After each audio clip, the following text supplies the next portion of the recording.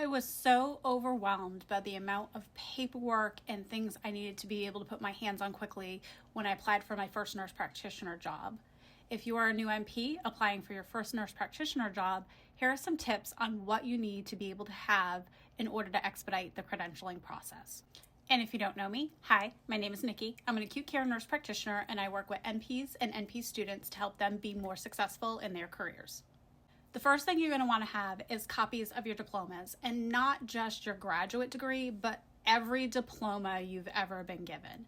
It is great before you decide to put your diploma in that big fancy frame, have somebody scan a digital copy. If not, you're going to have to bring that big framed diploma as part of your credentialing process. So I highly recommend getting a good scanned copy of all your diplomas before putting them in a frame.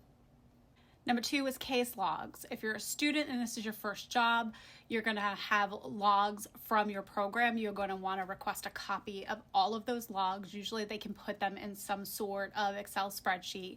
But if you're working, especially inpatient, you're going to need copies of your procedural logs for credentialing purposes. So have those ready before you're asked, because sometimes, especially from universities, it can take a while to get them.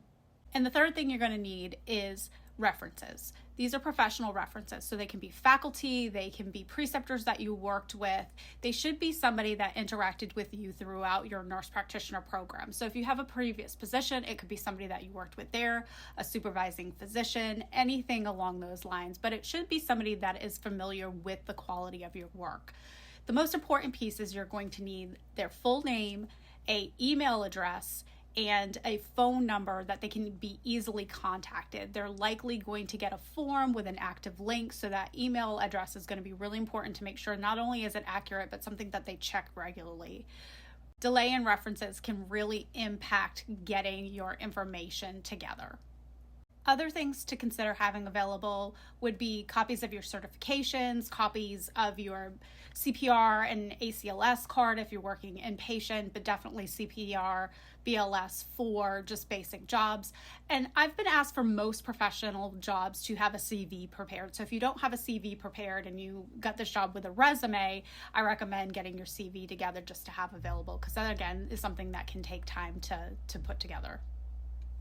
If you have any questions about preparing for credentialing, drop them down in the comments. And if you like my content, please follow me for more.